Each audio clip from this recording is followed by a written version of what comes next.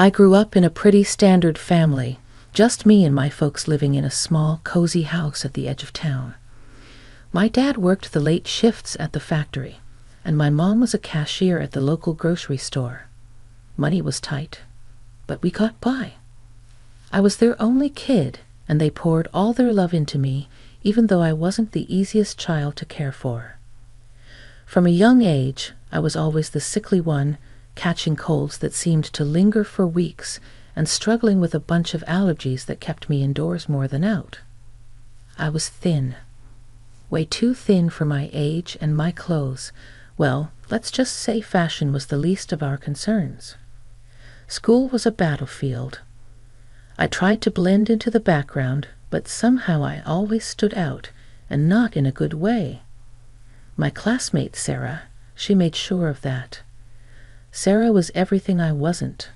Popular, pretty, and always dressed like she was about to walk into a photo shoot.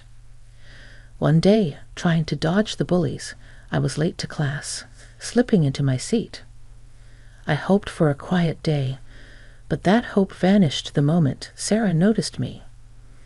"Look who decided to show up," Sarah sneered, loud enough for the whole class to hear.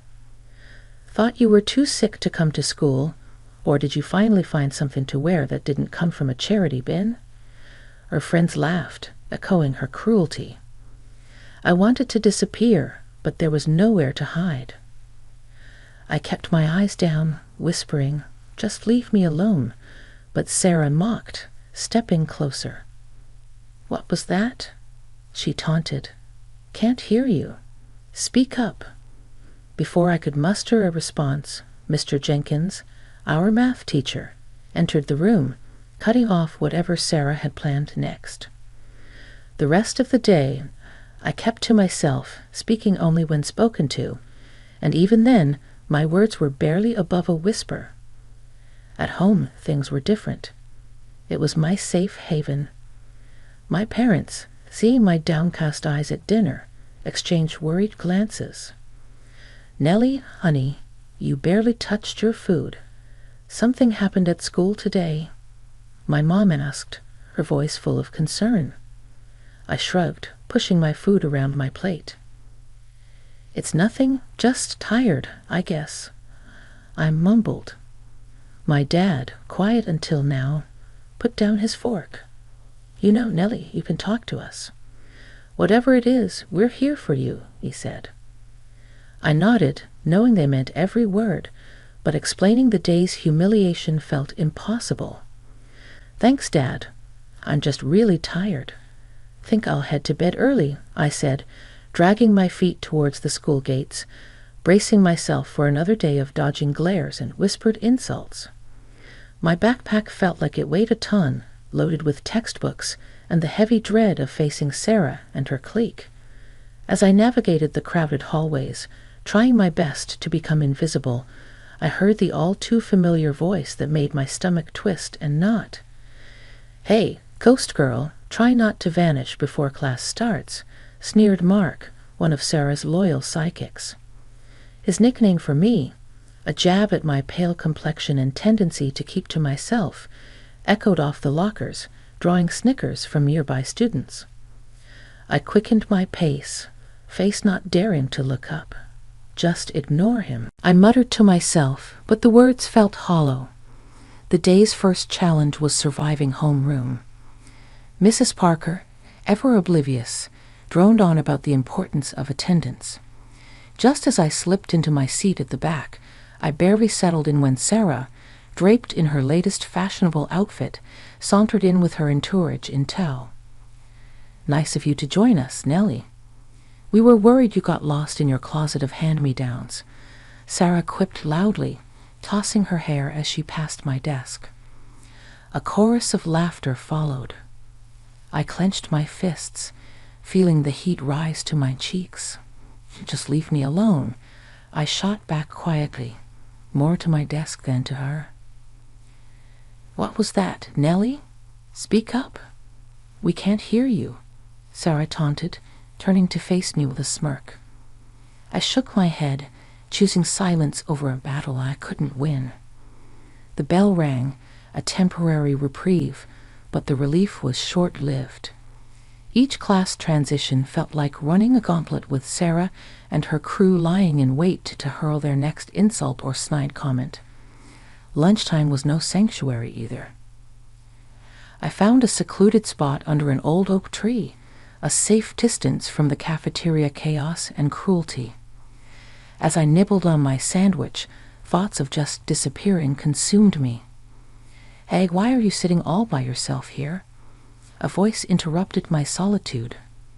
I looked up to see Jake, a guy from my English class. He wasn't one of Sarah's crowd, but I was wary all the same.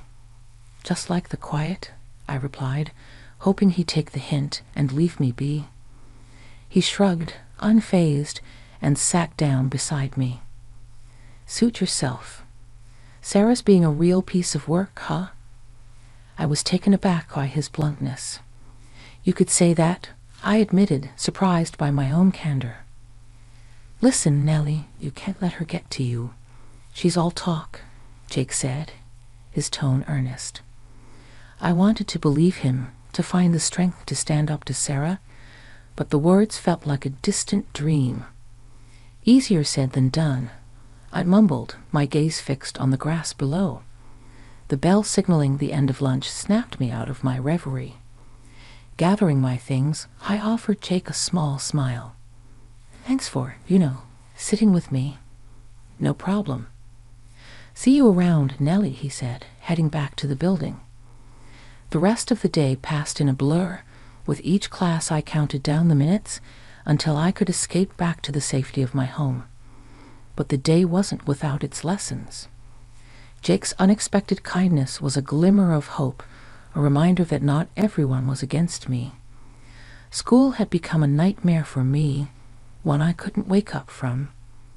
Every day was a repeat of the last, dodging insults, hiding from Sarah and her gang, and trying unsuccessfully to blend into the background. It wasn't long before the stress of it all started to take a real toll on me. I found myself feeling physically sick, my old ailments flaring up with a vengeance alongside new ones. Headaches, stomach aches, you name it, I had it. I was a mess inside and out. One evening, I was curled up on the sofa, a blanket wrapped around me, trying to shake off the latest in a long line of migraines when Grandma came over. She had this way of seeing right through you, and that day was no different. "Nellie, this isn't just about being sick, is it?" she asked, her voice soft but firm. I tried to shrug it off. "I'm fine, Grandma, just tired." She wasn't having any of it. "Nonsense. You're sick, yes, but it's not just physical, is it?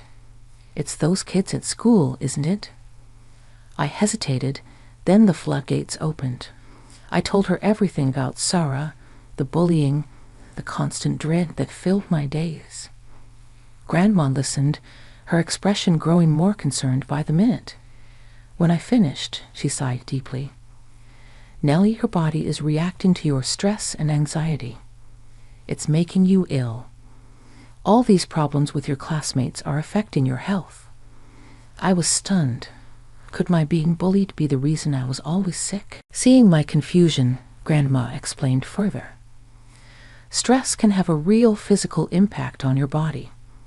It's important we address not just the symptoms, but the cause as well. The next day, Grandma sat down with my parents and me to discuss a plan. It was clear that continuing to attend school wasn't an option, not if things stayed as they were. After much discussion, my parents decided to switch me to distance learning. It was a big change, but one that felt necessary. The difference was night and day. Away from the constant harassment and anxiety, I started to heal.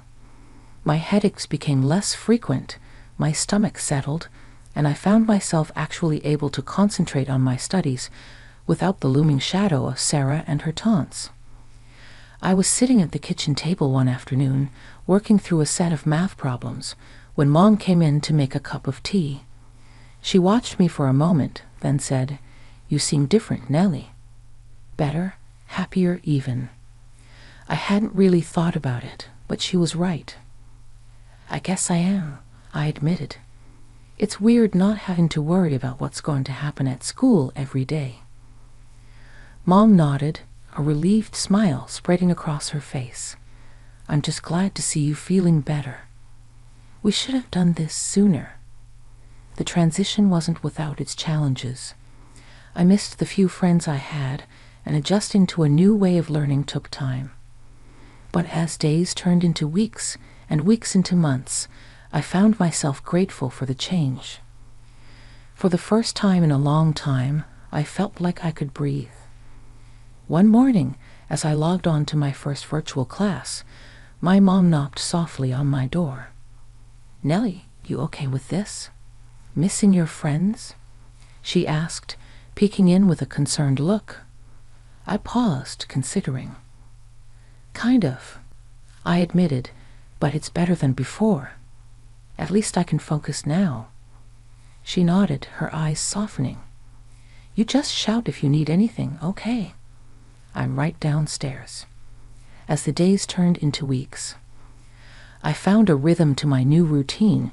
The subjects I used to struggle with began to make sense, thanks to the absence of distractions and the patient guidance of my online teachers. One afternoon, after a particularly successful math session, my dad came home early and found me at my desk. "Look at you, acing your classes without those bullies breathing down your neck," he said with a grin, ruffling my hair. I couldn't help but smile back. "Feels weird, Dad. Good weird, though, like I can actually do this." "That's 'cause you can, Nellie." "Always could," he replied, pride evident in his voice. Yet it wasn't all smooth sailing.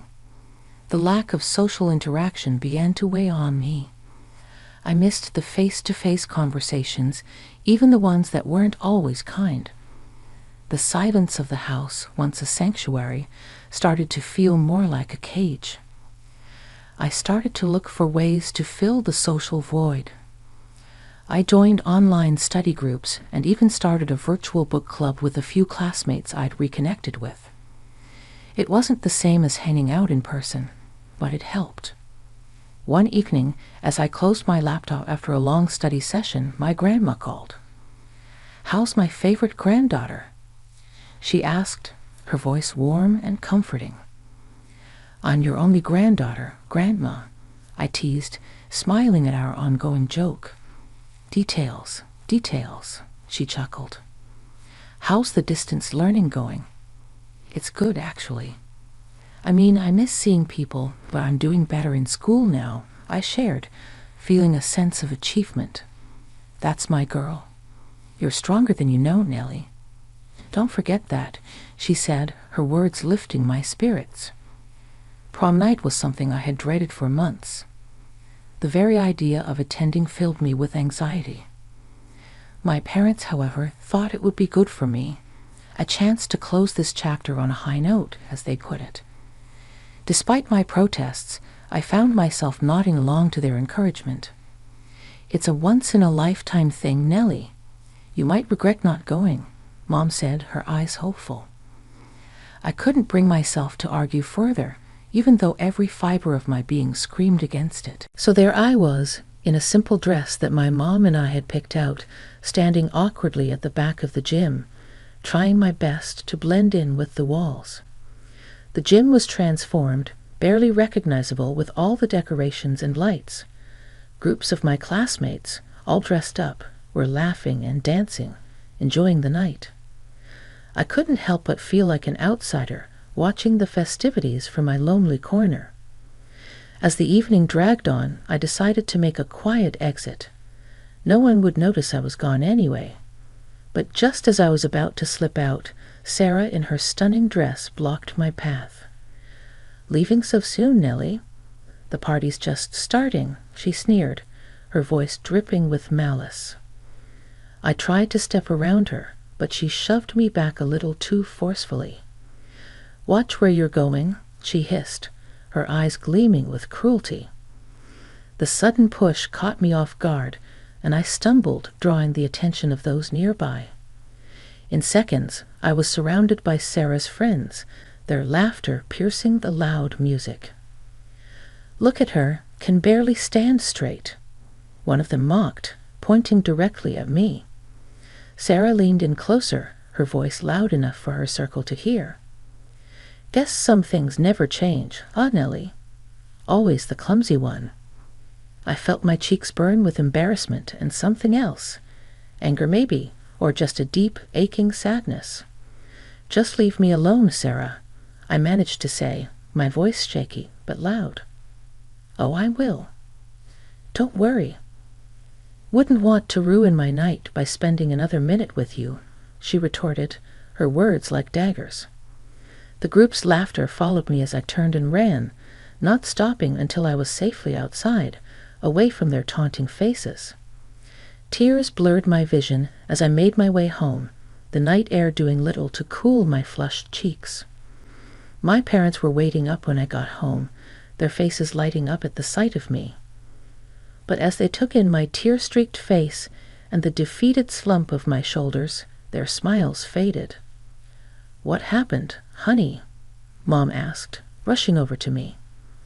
I shook my head, unable to find the words to explain the humiliation and hurt.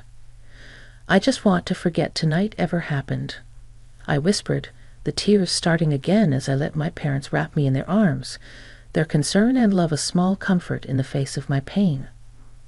After the prom disaster, I was more than ready to put high school behind me. College was my chance to start fresh, to be someone new. I chose to study medicine, driven by a deep-seated desire to help others, maybe even understand a bit more about my own struggles through learning about the human body and mind. My first day at medical college felt like stepping onto another planet. Everyone was buzzing with excitement, talking about classes and future careers.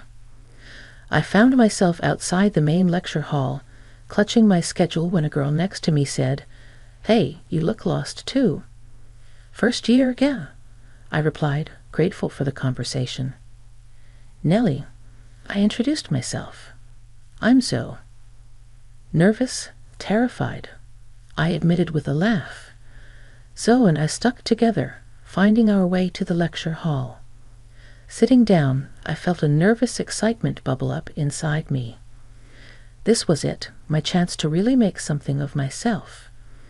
As weeks turned into months, I started to come into my own. I was doing well in my classes, even making a few friends. Zoe and I became inseparable, studying together and encouraging each other through the tough exams and endless assignments. Our hard work paid off, and I found myself thriving in a way I never had before.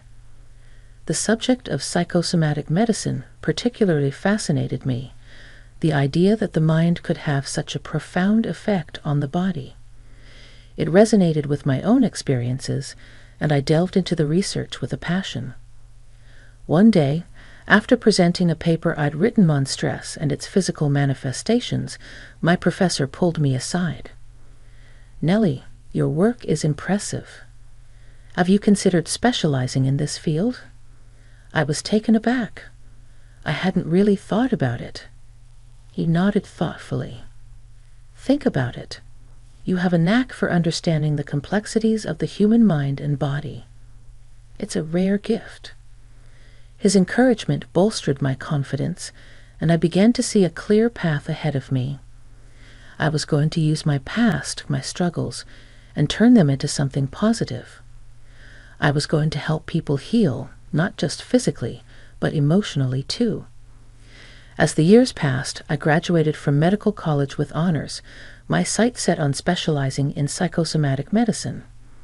My family was proud, and I, for the first time in a long time, was proud of myself too. I had turned my life around, and I was ready to face whatever came next with a newfound strength and determination. Zoe hugged me tight on graduation day. "Look at us, we made it." "Yeah, we did," I said, smiling. "Here's to new beginnings." And as we threw our caps into the air, I felt a sense of closure.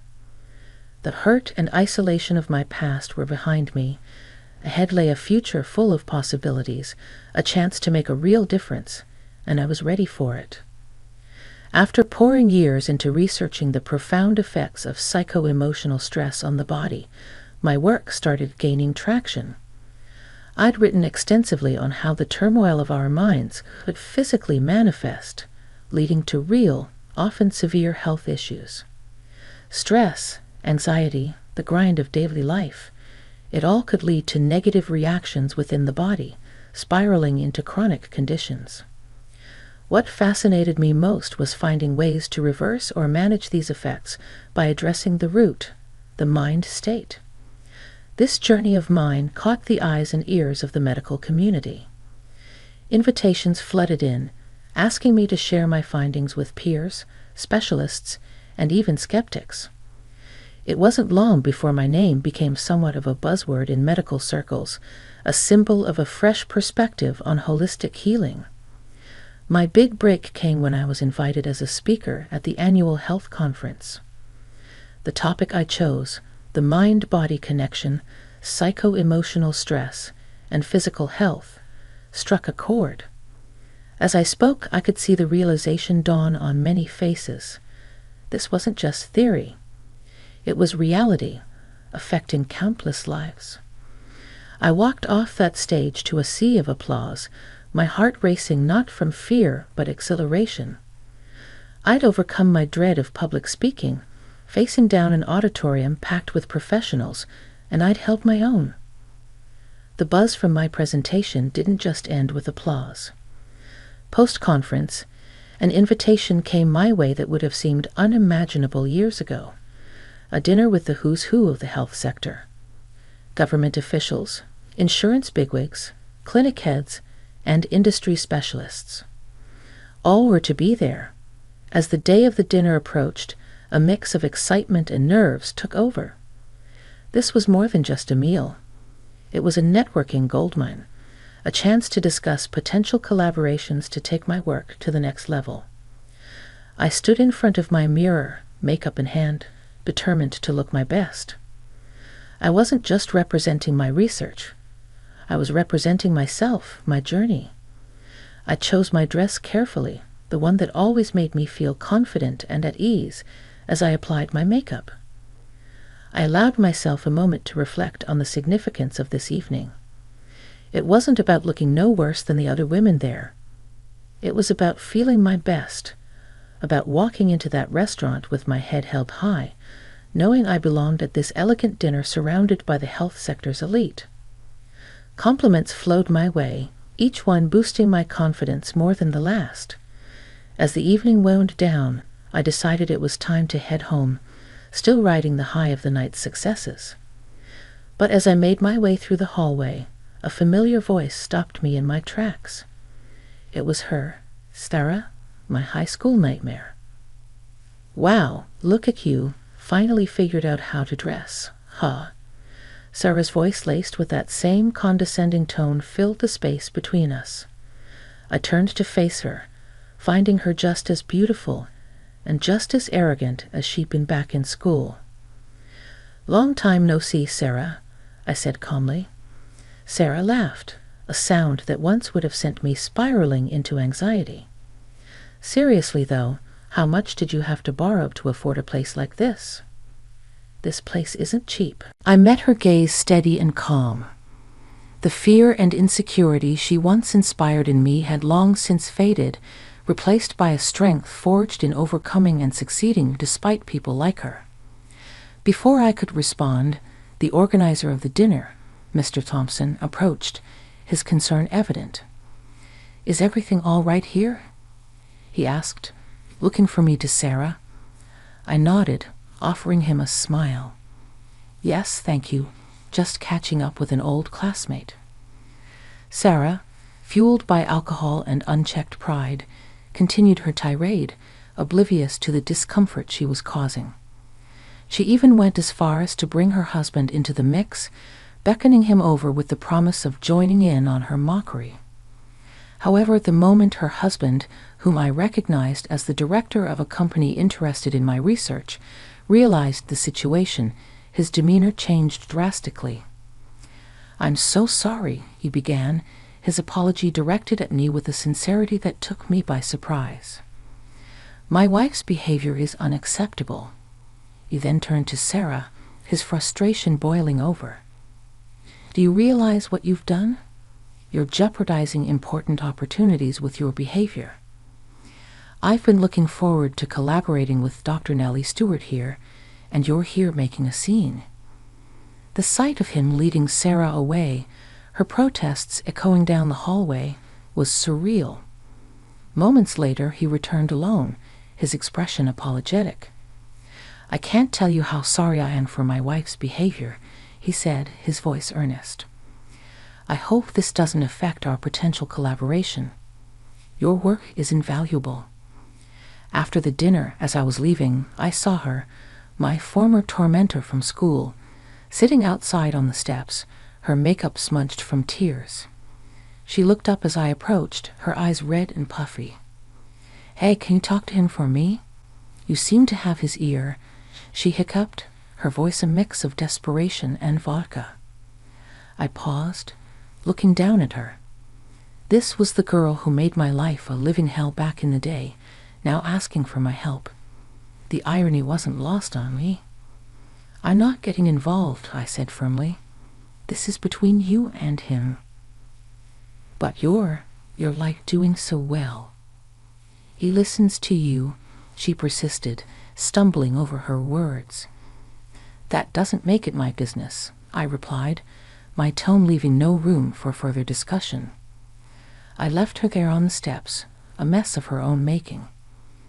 Walking home, I couldn't help but feel a surge of satisfaction.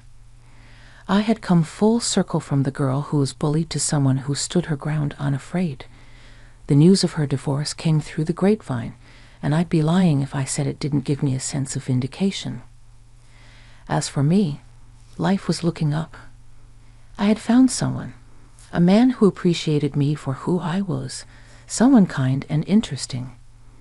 We were talking about a future together, something I never thought I'd have.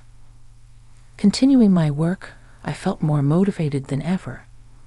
My experiences, both past and present, fueled my passion and my resolve to make a difference. It was a strange journey, but it led me here, to a place of happiness and contentment, and for that, I was grateful.